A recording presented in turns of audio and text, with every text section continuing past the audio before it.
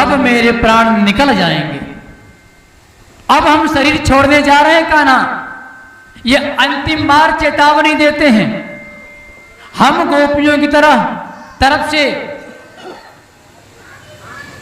तुम्हें बार बार ये दर्द सताएगा, जो हम आज रोए हैं, जो हम आज तड़पे हैं, जो आज हमारा विरह भाव रहा है कान्हा तुम्हारी वजह से।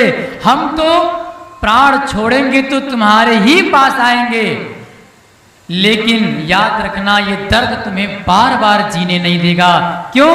क्योंकि हमारे अंतःकरण में तुम बसे हो, तुम मरने के बाद तो तुम्हारे पास ही आएंगे, लेकिन जिस विरह में हम जा रहे हैं ये तुम्हें जीने नहीं देगा, तुम्हें चैन से रहने नहीं देगा। जब अंतःकरण से पूरा भाव निकला है तब कान्हा प्रकट हुए हैं, बोले अरे गोपियों श्राप मत दो मुझे, क्योंकि प्रेम का श्राप लग जाता है, और जब लग जाता है तो हमारी सारी लीलाएं समाप्त हो जाएगी फिर। इसलिए गोपियों तुम क्या चाहती हो ये बताओ। गोपियों ने कहा हम तुम्हारा प्रेम चाहते हैं।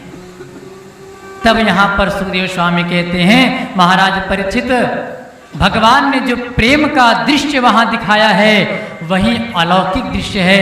हे गोपियों, तुम मुझे बाहर ढूंढ रही हो, एक बार अपने अंदर तो झांक करके देखो, मैं तो तुम्हारे अंदर ही बैठा हूं। तुम मुझे बाहर ढूंढ रही हो, विरह में पागल हो, मुझे कोस रही हो। अरे तुम्हारा प्रेम तो इतना प्रबल हो गया कि मैं तो तुम्हारे आत्मा हृदय मन भाव सब में विराजमान हूं। एक बार अपना ध्यान अंतर्मुखी तो करो। प्रेम अंदर से प्रकट होता है, बाहर से केवल सांसारिक माया दिखती है, वासना दिखती है, अंदर से प्रेम प्रकट होता है। यहाँ आप सभी मूवी देखते हैं, पिक्चर, पुराने पिक्चरों में बड़ा भाव हुआ करता था। मैं अभी रात में ही अचानक से वो YouTube देख रहा था तो वो गाना आ गया, भजन गाना आ गया, तो मैंने भी उससे एक भाव निकाला। उसमें आया कि कोई जब तुम्हारा हृदय तोड़ दे, तड़पता हुआ जब कोई छोड़ दे, तब तुम मेरे पास आना प्रिय, मेरा दर खुला है, खुला ही रहेगा तुम्हारे लिए। ये प्रेम है। मैंने तुम्हारे शरीर से प्रेम नहीं किया, मैंने तुम्हारे धन से प्रेम नहीं किया, मैंने तुम्हारे घर से प्रेम नहीं किया, मैंने तुमसे प्रेम किया। और तुम तो अंदर हो, शरीर बाहर है। हमने तुमसे प्रेम किया है। अभी तुमको मेरी जरूरत नहीं, बहुत चाहने वाले मिल जाएंगे। अभी रूप का एक सागर हो तुम, कमल जितने चाहोगे खिल जाएंगे। क्योंकि जिसे ये शरीर चाहिए ना, सुंदरता को देख करके आता है, तो कमल जितने चाहोगे खिल जाएंगे। लेकिन दर्पण तुम्हें जब डराने लगे, जवानी भी दामन छुपाने लगे, जब बुढ़ापा आ जाए, जब ये चेहरे पे झुर्रियां पड़ जाए, जब चेहरे की सुंदरता समाप्त हो जाए, जब तुम्हें कोई न पूछे, दर्पण तुम्हें जब डराने लगे, तब तुम मेरे पास आना प्रिय। ये दीपक जला है, जला ही रहेगा तुम्हारे लिए।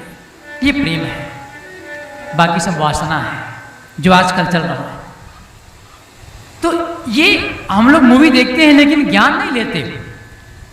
कितना पहले के जो गीतकार थे, पहले के जो कवि थे, वास्तव में वो किस सागर में डूब के मोती निकालते थे, लेकिन हम उस मोतियों की कदर नहीं करते। प्रेम जब अनंत हो गया, रोम रोम संत हो गया। जब किसी से प्रेम लग जाता है वो रोम रोम से हो जाता है। शरीर से प्रेम नहीं होता, धन से नहीं होता, वैभव से नहीं होता, वो तो भावना से होता है, विचार से होता है, आत्मा से होता है। प्रेम वो है। एक कुत्ता भी हम पालते हैं तो मालिक से प्रेम करता है। तो इसका मतलब ये थोड़ी है कि हम कुत्ता अगर मर गया तो हम फांसी लगा लें। ये सब तो वासनाओं की वजह से सारी समस्याएं यहाँ जन्म लेती हैं। तो यहाँ कृष्ण ने सच्चे प्रेम का दृश्य दिखाया। हे गोपियां, तुम मुझे जो बाहर खोजती हो वो तो कृष्ण का शरीर है। वस्तुतः अंतःकरण में झांक के देखो, कृष्ण तो अपने भक्तों के आत्मा में, हृदय में वास करता है। गोपियां मंत्रमुग्ध होकर के जब अंदर गई हैं तब वास्तव में उनको सत्य का दर्शन हुआ है। और जब सत्य का दर्शन हुआ है तब वो अपने प्रेम में अलग भाव में फिर वही राणा ने विष दिया मानो अमृत पिया, मीरा गोविंद गोपाल गाने लगी। क्या फर्क पड़ता है, जहर भी आए तो अमृत बन जाता है। तो भाव प्रेम होना चाहिए। अगर प्रेम सच्चा है तो विष भी अमृत बन जाता है, और केवल दिखावे का प्रेम है तो पानी से भी मृत्यु हो जाती है। इसलिए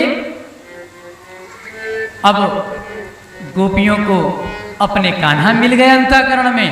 अब कान्हा जी हो गए अपनी माया के लिए मुक्त। अब वहां से चल दिए मथुरा के लिए। कान्हा जी, बलराम जी और बहुत सारे गोकुलवासी अक्रूर जी के साथ मथुरा की ओर गए हैं। मथुरा में मल्लयुद्ध का आयोजन किया गया है। देखिए, एक बात मैं आपको बताऊं, श्रीमद् भागवत में 18,000 श्लोक हैं। 18,000 श्लोक में अगर कथा रूप में केवल पूरी पोथी पढ़ दी जाए तब भी 7 दिन में कथा नहीं सुनाई जा सकती। इसलिए कथा का सार लीजिए, उस कथा में भाव क्या है। क्योंकि सबसे बड़ी विडंबना यही है, हमको सारा ज्ञान है, ज्ञान की कमी नहीं है, ज्ञान का भंडार हमारे पास है, लेकिन उस ज्ञान का लाभ नहीं मिलता हमको। तो ज्ञान का लाभ कैसे मिलेगा? आप एक ही कथा सुने लेकिन भाव से सुने, उसका रस निकालें। तो ये प्रेम की जो बात है, इसमें क्या रस निकलता है? सुखदेव स्वामी कहते हैं, महाराज परीक्षित, इसमें यही भाव निकलता है कि कस्तूरी कुंडल बसे मृग ढूंढी बनमाही। कस्तूरी तो हिरण के नाभि में होता है, उसका सुगंध हिरण के नाक में जाता है। हिरण को लगता है ये सुंदर सुगंध कहाँ से आता है, वो अपने ही कस्तूरी की सुगंध को नहीं पहचान पाता, इसलिए बहेलिये का शिकार हो जाता है। क्योंकि वो तो उस सुगंध में खोया हुआ है, उसको ध्यान ही नहीं है कि हम कहाँ जा रहे हैं। और बहेलिया हिंसक जानवर आते हैं, शिकार कर जाते हैं। कुछ हमारी भी हालत ऐसे ही है।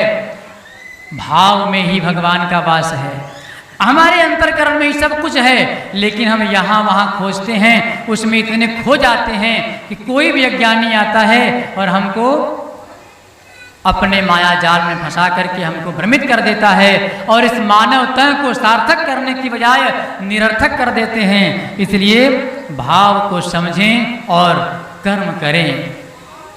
कान्हा जी आगे बढ़े हैं, गोपगण सब आगे गए हैं, मथुरा की ओर जा रहे हैं। कंस को फिर भी विश्वास नहीं है कि मल्लयुद्ध में ये जो 5 योद्धा हैं वो कृष्ण को मार देंगे।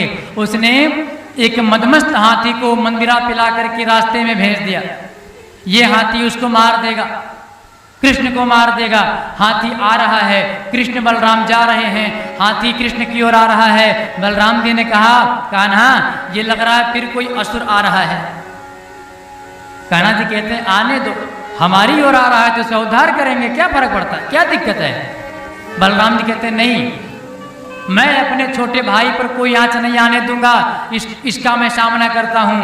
अब जब वो आ रहा है कृष्ण की ओर, तो एक प्रकार से वो भले असुर हो लेकिन भक्त भगवान की ओर जा रहा है, चाहे जिस रूप में भक्ति कर रहा हो, तो बीच में किसी को नहीं आना चाहिए। श्री सुखदेव स्वामी कहते हैं, महाराज परीक्षित, बलराम जी वहां गए और भगवान की माया की वजह से ही वो हाथी बलराम जी को परास्त कर दिया, एक तरफ फेंक दिया, और कृष्ण उस हाथी से फिर युद्ध शुरू हुआ है। अब वही जो पुरानी कथा हम आप सबको बताए, दोनों में युद्ध हुआ, होने के बाद फिर उस गज का, हाथी का फिर उद्धार हुआ। फिर उसके बाद आगे बढ़े, मथुरा में प्रवेश किए हैं। वहाँ जहाँ रण कौशल दिखाने वाले सूरवीर उस अखाड़े में तैयार हैं, पूरी मथुरा में पहुँचे।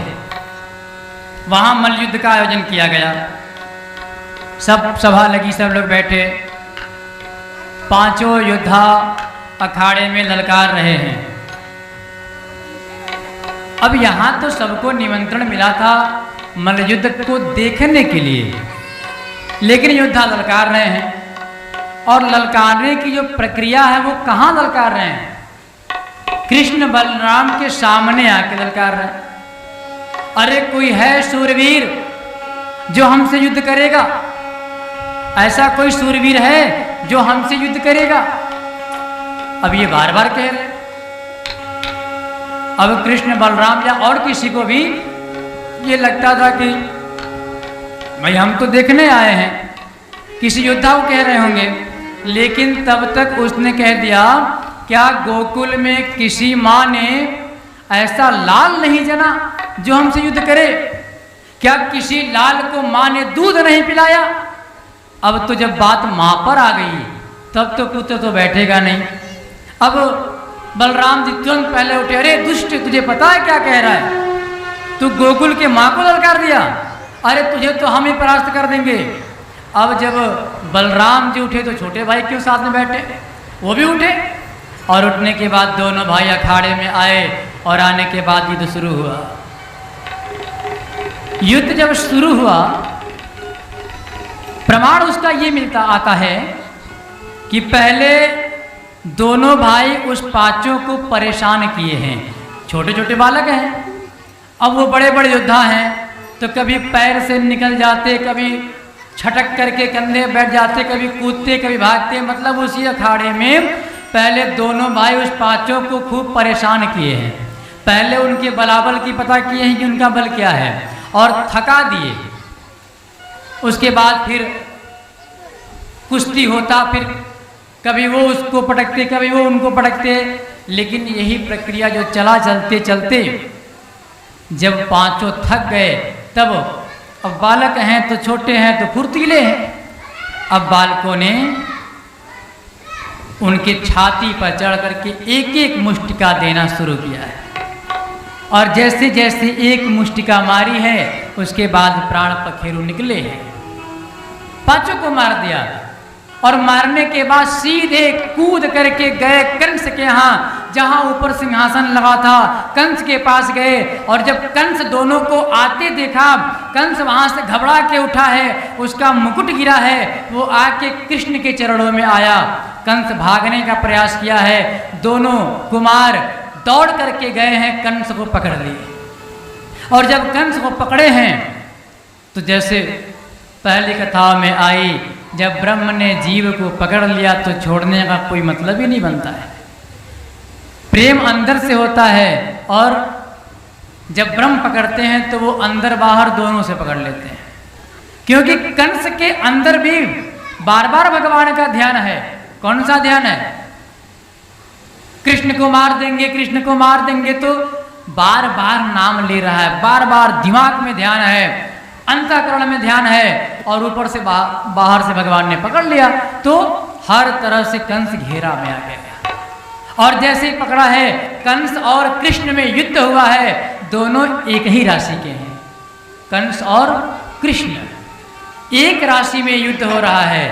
तो दोनों के नक्षत्र भी बराबर हैं, दोनों के ग्रह बराबर हैं, दोनों की राशि बराबर है, तो दोनों में युद्ध हो रहा है।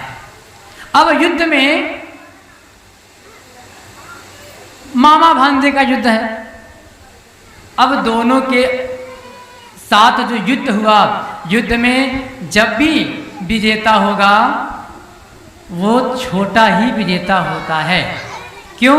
सुखदेव स्वामी ने कहा, अगर बालक में और बड़े में युद्ध हो रहा है तो बालक अगर बड़े को हरा दिया तो जीत ही गया, अगर हार गया तो भी वो जीत जाता है, क्योंकि वो बालक है, उसके साथ पहले से वो सब जुड़ा है कि वो बालक है। लेकिन यहाँ जो युद्ध चल रहा है, क्योंकि ईश्वर यहाँ पर जीव का उद्धार करने के लिए आए हैं, तो यहाँ जो युद्ध हो रहा है वो ब्रह्म और जीव का युद्ध हो रहा है, राक्षस और देव का युद्ध हो रहा है। उस युद्ध में कृष्ण अपने बल का परिचय देते हुए कंस के ऊपर चढ़े, और जब भी मारे हैं छाती पर ही मारे हैं, पीठ पर या सर पर या और कहीं नहीं, छाती पर मारे हैं, और मार करके कंस को धराशायी कर दिया, उसके प्राण पखेरु उड़ गए। श्री सुखदेव स्वामी कहते हैं, भगवान यहाँ अवतार लिए हैं, तो जो लीला दिखा रहे हैं ये सब श्रापित जीव हैं, जिनका जिनका उद्धार किया है भगवान ने, ये श्रापित जीव हैं, और अपना भोगदंड भोगने के लिए आए थे, भगवान ने उनका उद्धार किया है। कुछ उसी प्रकार हम लोग भी जो काम करते हैं कहीं न कहीं से भोग्य का भाग्य जी रहे हैं, अर्थात ये हमारा श्राप ही है। हम लोग भी श्रापित जीव हैं। भोग्य मतलब पिछले जन्म में जो हम जिए, जो अनुभव किए, जो पाए, जो कर्म कुकर्म भाव प्रेम किए, उसी भोग्य के द्वारा हमारा भाग्य बनता है। तो हम भी अपना भाग्य जी रहे हैं, एक प्रकार से श्रापित जीव हैं। भाई अगर अच्छे होते तो, अभी मैंने निवेदन किया आपसे, बताया एक दिन कि कोई है जो 3 लाख का चाय पी रहा है और कोई है जो 3 रुपए का चाय पीने के लिए कटोरा लेके घूमता है। क्या है ये? यही है। तो भगवान ने कंस का उद्धार किया।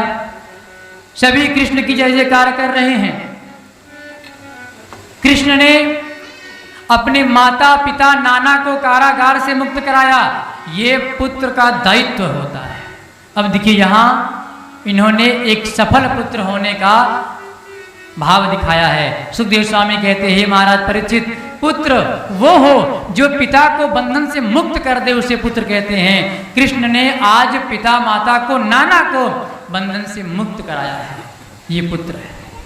एक गंदी मछली पूरे तालाब को गंदा कर देती है, उसी प्रकार से एक कुपुत्र 7 पीढ़ियों के पूर्वज का नाश कर देता है और एक पुत्र 7 पुस्त के पापी जीव का भी उद्धार करा देता है।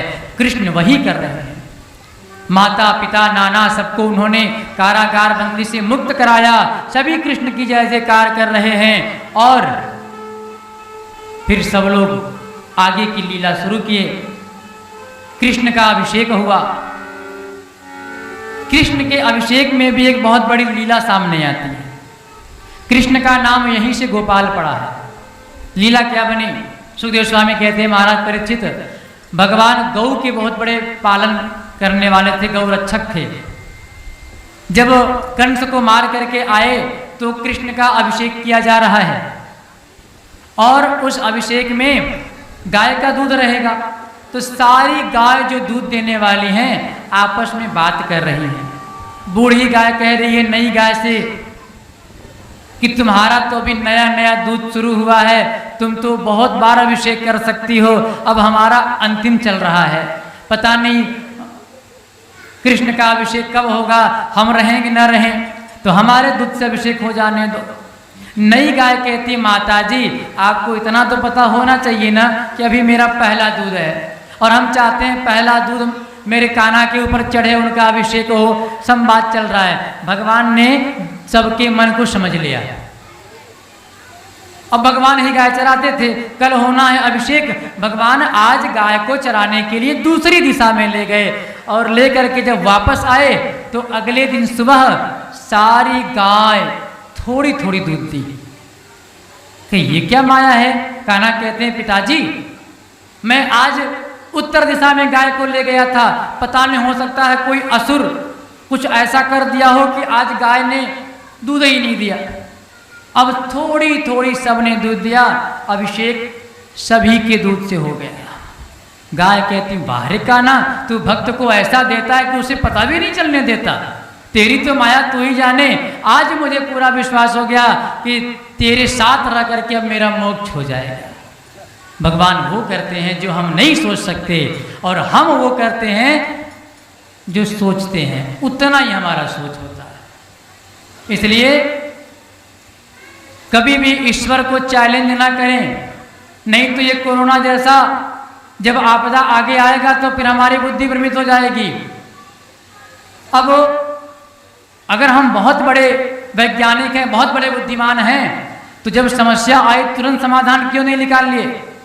देखिए जब राम जी को जंगल जाना था तो कैकेयी को माध्यम बनाया, कलंक लगाना था कैकेयी को। भगवान को जब इस प्रकृति को स्वच्छ करना था, करोड़ों करोड़ों रुपए पानी में बह गए, गंगा जी साफ नहीं हुई। करोड़ों रुपए प्रकृति पर बह गए, ओजोन परत नहीं भरा, कई हजार करोड़ लग गए भारत की सफाई में, भारत वही का वहीं रह गया। कोरोना आया, पूरा भारत पूरा विश्व साफ हो गया, प्रदूषण मुक्त हो गया, ओजोन परत बन गया। जाके गंगा जी को देखिए, सब बढ़िया निर्मल पानी, सब अच्छा हो गया। लगे रहे सब अपने अपने काम में, प्रकृति ने एक भृगुटी घुमाई और पूरा परिवर्तन कर दिया। लेकिन कैकेयी की तरह कलंक लगना था चीन को। ये तो माया उनकी है, कौन जाने भगवान की माया क्या होगा। वो तो अपनी तरीके से खेलता है, हम अपने तरीके से खेलते हैं। हर 100 साल पर प्रकृति ऐसा करती है, भगवान ऐसा करते हैं, तो उनका एक दिन होता है, हमारा 100 साल होता है। तो भगवान को चैलेंज न करें और इंसान हैं, इंसान बन के रहें। हाँ, भगवान ने ये नहीं कहा कि मेरे लिए अपने आप को परेशान कर दो। भगवान ने कहा कर्म करते चलो, नाम जपते चलो। भगवान ने कहा अन्न धन वस्त्र भूषण कुछ ना मुझको चाहिए, आप हो जाए मेरा, बस यही मेरा सत्कार है। सब में ईश्वर दिखता है, सबका सम्मान करें। भगवान ने बहुत बड़ी चीज, हम लोगों ने यहाँ बहुत सारे नियम बना रखे हैं, इसलिए परेशान रहते। तो भगवान का अभिषेक हुआ, गायों ने लाख लाख धन्यवाद दिया। वाह रे प्रभु, बूढ़ी गाय, नई गाय, बीच वाली गाय, सारी गायों का एक साथ आपने जीवन धन्य कर दिया। तो ये तो भगवान ही कर सकते हैं। एक को संतुष्ट करना बड़ा मुश्किल होता है। भगवान तो कितने गाय थे नंद बाबा के यहाँ? 3 लाख। 3 लाख गाय, उनके बच्चे भी तो रहे होंगे। कुल मिलाकर के 9 लाख की संख्या थी उनके यहाँ, छोटे बड़े बच्चे सब मिलाकर के। लेकिन दूध देने वाली गाय 3 लाख थी। भगवान ने एक बार में सबका प्रश्न समाप्त कर दिया। अब किसी के मन में प्रश्न नहीं है, ये सिर्फ ब्रह्म ही कर सकता है, हम लोग नहीं कर सकते। इसलिए भगवान क्या है उसे समझ पाना इतनी आसानी से, अरे हम तो खुद को नहीं समझ सके, भगवान को समझना बड़ी बात है। भगवान को समझना आसान भी है, लेकिन समझने के लिए भाव चाहिए, जो है ही नहीं। और मैं प्रथम दिवस से लेके आज तक निवेदन कर रहा हूं, जिसने जानी माता पिता की माया, ईश्वर के भाव को वही समझ पाया, दूसरे के वश की बात नहीं है। क्योंकि माता पिता ही प्रथम गुरु, प्रथम भगवान हैं। प्रथम सीढ़ी माँ पिता, फिर गुरु, फिर परिवार, फिर समाज, फिर जो अंतिम गुरु होते हैं, जो कान फूटते हैं, जो गुरुमुख करते हैं, उसके बाद भगवान का दर्शन हो जाता है। इस क्रम है। लेकिन हम लोग क्या करते हैं, अहंकार में दिन रात खोए रहते हैं और ऐसा जीते हैं जैसे कभी मरेंगे ही नहीं। भगवान का यज्ञ पवित्र संस्कार हुआ, उसके बाद विद्यालय गए विद्याध्ययन करने के लिए। यज्ञ पवित्र संस्कार हमारे 16 संस्कार में आता है। हम लोग कहते हैं हम बड़ा संस्कारी हैं। अरे क्या संस्कारी हैं, जनेऊ तो पहनते ही नहीं। जनेऊ पहनते ही संस्कारी क्या है? जनेऊ क्या होता है, यज्ञ पवित्र क्या होता है? भगवान तो यदुकुल के थे ना। लोग कहते हैं जनेऊ केवल पंडित जी लोग का है, अरे जनेऊ सबका है। लेकिन पहनने की परंपरा व्यवस्था देखिए, जनेऊ माता भी पहनती है और पुरुष भी पहनता है, लेकिन दोनों में एक अंतर है। जनेऊ हम जब पहन लिए तो सूर्य गति से कम 1 अमावस्या खराब न हो, 1 अमावस खराब न हो। प्रयास ये होना चाहिए। आज पहने तो मान के चलिए कि 1 महीने पूरा चले, 1 महीने पूरा चले। लेकिन माताएं जब जनेऊ पहनेंगी तो ब्रह्म हत्या के कारण ऐसा भाव बना है कि वो 1 महीने जनेऊ का पालन नहीं कर पाएंगी। इसलिए पति एक अपना जनेऊ पहनता है और एक अपने पत्नी का जनेऊ पहनता है, 2 जनेऊ पहनता है। जनेऊ क्या होता है, यज्ञ पवित्र क्या होता है? उसमें 3 सूत्र होते हैं, 3 धागे होते हैं। पहला मातृ पितृ ऋण, जो हम कभी चुका नहीं सकते। दूसरा गुरु ऋण, तीसरा देव ऋण। इन 3 ऋण को हम जीवन भर चुका नहीं सकते। तो उसी ऋण की पूर्ति के लिए हम लोग जनेऊ पहनते हैं और उसका पालन करते हैं। इसलिए यज्ञ पवित्र अनिवार्य है, जरूरी है। तो भगवान का यज्ञ पवित्र संस्कार हुआ। फिर वो विद्या अध्ययन करने के लिए गए और उन्होंने गुरु जी की सेवा करते हुए विद्यालय में विद्या अध्ययन किया। अब भगवान को विद्या अध्ययन करने के लिए छोड़ देते हैं, क्योंकि भगवान आए चाहे मनुष्य आए, बिना गुरु के वो कुछ नहीं कर सकते। इसलिए भगवान सुखदेव स्वामी ने यहाँ ज्ञान दिया कि गुरु का होना जरूरी है। भगवान ने भी गुरु बनाया था, इसलिए भगवान ने ज्ञान दिया कि बिन गुरु होत न ज्ञान। अब भगवान को हम छोड़ते हैं विद्या अध्ययन करने के लिए। आइए भगवान के प्रेम में एक भजन गाते हैं, उसके बाद समय भी अपनी गति की ओर हो गया। हमारी गणना श्वासों से होती है, न कि आयु से। इसलिए प्रभु श्वास से आपका मैं नाम लेना चाहता हूं। तो भक्त कहता है, और आप लोग भी हमारे साथ कहें, हर श्वास में हो सुमिरन तेरा, हर श्वास में हो सुमिरन तेरा, यूं बीत जाए जीवन मेरा। हर सांस में हो सुमिरन तेरा, यूं बीत जाए जीवन मेरा। हर सांस में हो रन तेरा, हर सांस में हो सुमिरन तेरा, यूं बीत जाए जीवन मेरा। हर सांस में हो सुमिरन तेरा, यूं बीत जाए जीवन मेरा। तेरी पूजा करते बीते हो, तेरी पूजा करते बीते साँझ सवेरा, तेरी पूजा करते बीते साँझ सवेरा, यूं बीत जाए जीवन मेरा, यूं बीत जाए जीवन मेरा। हर सांस में हो सुमिरन तेरा, यूं सांस में हो सुमिरन तेरा, यूं बीत जाए जीवन मेरा। हर सांस में हो सुमिरन तेरा, यूं बीत जाए जीवन मेरा।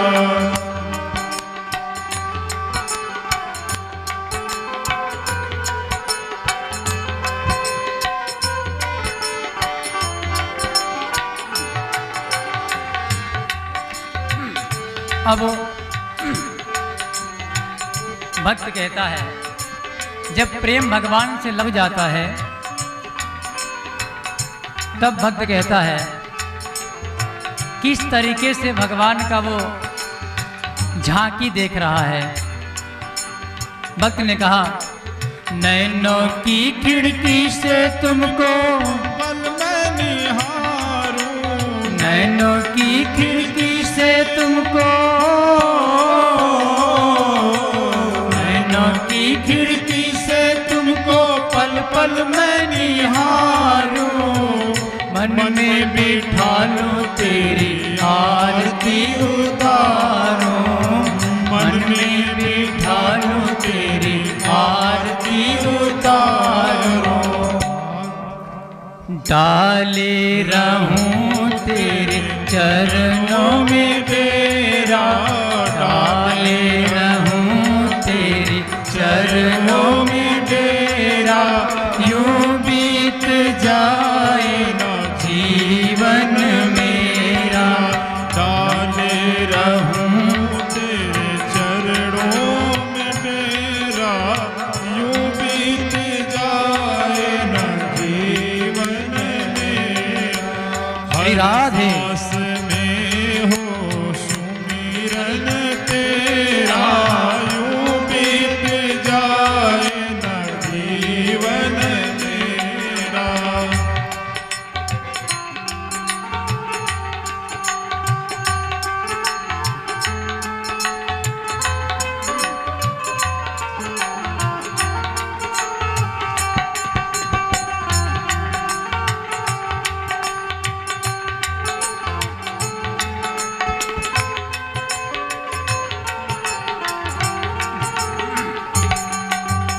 अब भक्त कहता है कि हे प्रभु, जब मैं श्वासों की माला से आपका सुमिरन करूं और जब आपका भाव मेरे भाव से मिल जाए, उस समय जितने भी लोग हैं सब में आपका ही नजर आए। जितने भी आपको प्रेम करने वाले हैं सब मुझे नजर आए।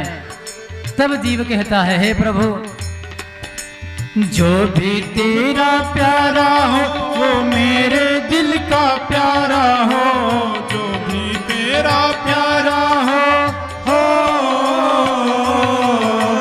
जो भी तेरा प्यारा हो वो मेरे दिल का प्यारा हो।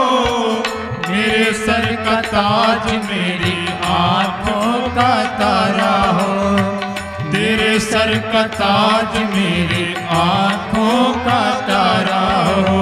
सब में निहारूं रूप सुनहरा, सब में निहारूं रूप सुनहरा, यूं बीत जाए ना जीवन मेरा। सब में निहारूं रूप सुनहरा, यूं बीत जाए ना जीवन मेरा। हर सांस में हो सुमिरन तेरा, हर सांस में हो सुमिरन तेरा, यूं बीत जाए ना जीवन मेरा।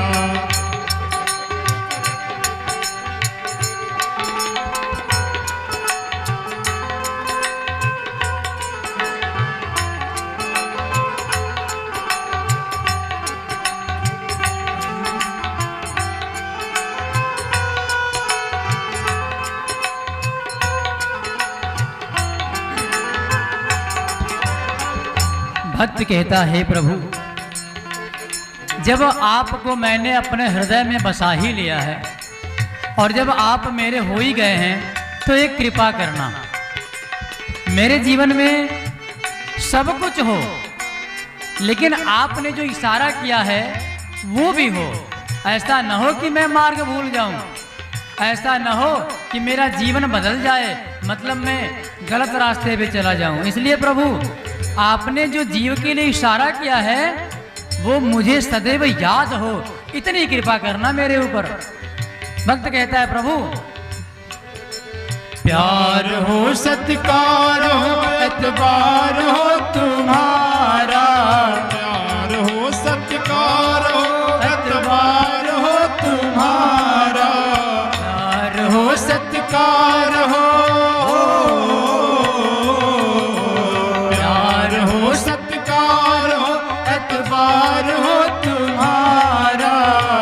सुख भी हो सारे और याद हो इशारा, सुख भी हो सारे और याद हो इशारा। भक्त कहता है, हे प्रभु, मेरे जीवन में सुख हो, प्यार भी हो, सत्कार भी हो, आपका एतबार भी हो, आपका ध्यान बना रहे, सब सुख भी हो, लेकिन ऐसा न हो कि उस सुख में मैं मार्ग भूल जाऊं।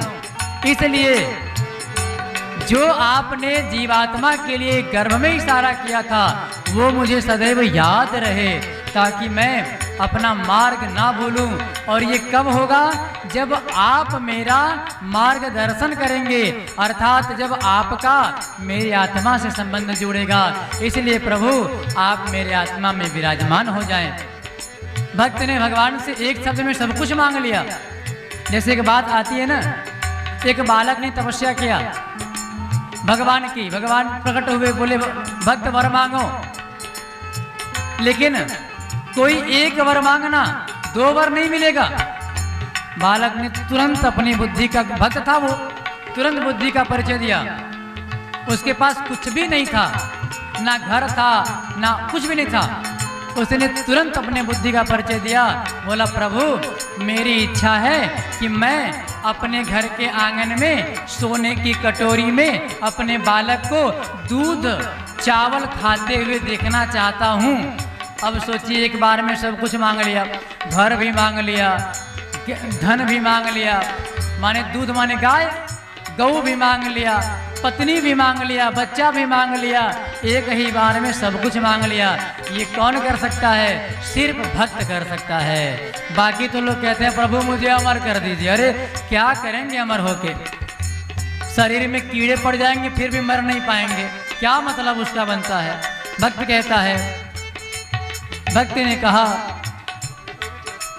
प्यार हो एतबार हो सत्कार हो तुम्हारा, प्यार हो सत्कार हो एतबार हो तुम्हारा, सुख भी हो सारे और याद हो इशारा, सुख भी हो सारे और याद हो इशारा, हो आत्मा पर तेरा ही डेरा, हो आत्मा पर तेरा ही डेरा, यूं बीत जाए जीवन मेरा, हो आत्मा पर तेरा ही डेरा, यूं बीत जाएगा जीवन मेरा, हर सांस में हो सुमिरन तेरा, हर सांस में हो सुमिरन तेरा, यूं बीत जाएगा जीवन मेरा, यूं बीत जाएगा जीवन मेरा, यूं बीत जाएगा जीवन मेरा। बोल बांके बिहारी लाल की, सावरे सरकार की। अब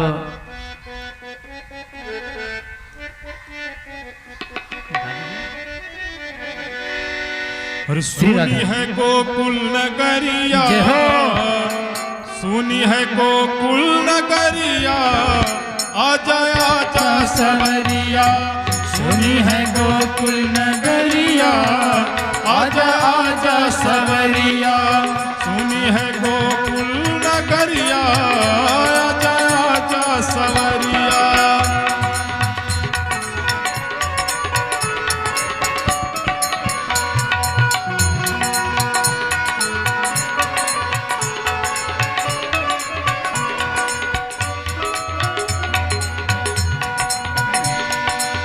बरसाने में रसिक बुलाए, बरसाने में रसिक बुलाए,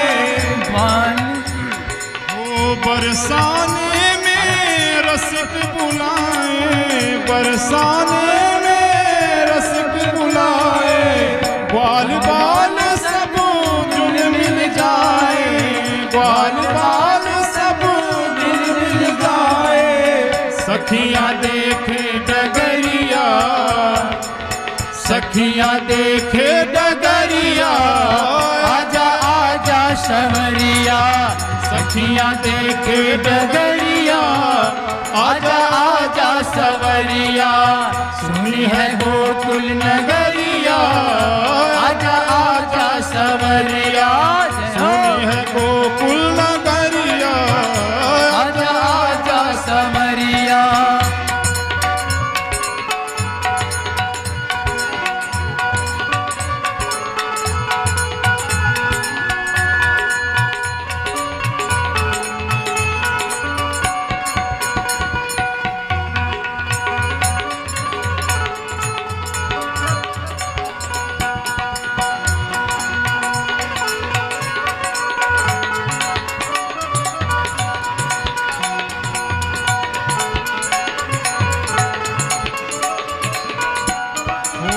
ऐसी प्रीत लगी मनमोहन, ऐसी प्रीत लगी मनमोहन, तेरे बिन सखी हो गई जोगन, तेरे बिन सखी हो गई जोगन, ऐसी प्रीत लगी मनमोहन, तेरे बिन सखी हो गई जोगन, बूढ़े नगर और नगरी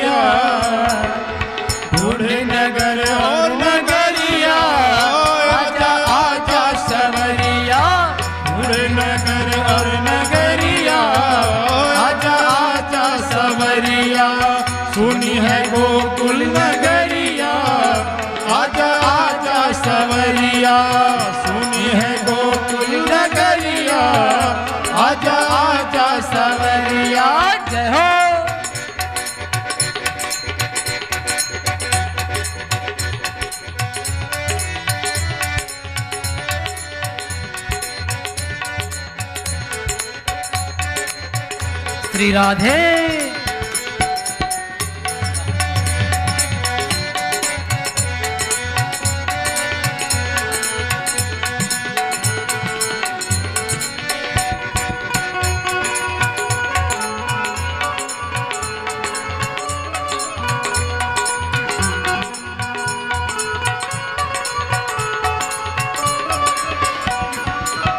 वृंदावन के तुम हो राजा, वृंदावन के तुम हो राजा, भक्तों को अब दर्श दिखा जा, भक्तों को अब दर्श दिखा जा।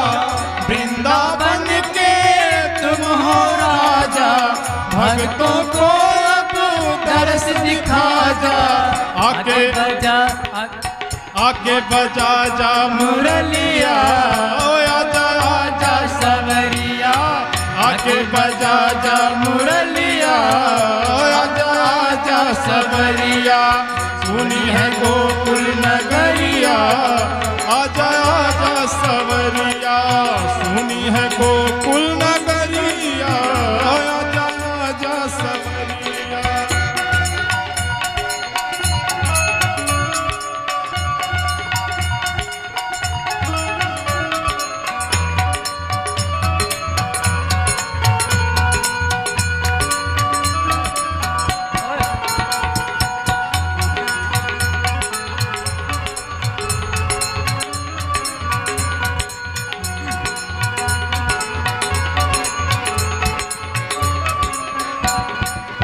ब्रज नगरी के सब नर नारी, ब्रज नगरी के सब नर नारी।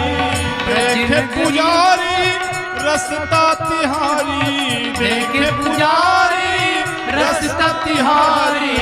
ब्रज नगरी के सब नर नारी, देखे पुजारी रसता तिहारी। तुझको तुझको तुझको ढूंढे नजरिया, आजा आजा सवरिया। तुझको ढूंढे नजरिया, आजा आजा सवरिया। सुनी है गोकुल नगरिया, आजा आजा सवरिया। सुनी है गोकुल नगरिया, आजा आजा सवरिया। हो आजा आजा सवरिया, हो आजा आजा सवरिया, हो आजा आजा सवरिया। बोल वृंदावन में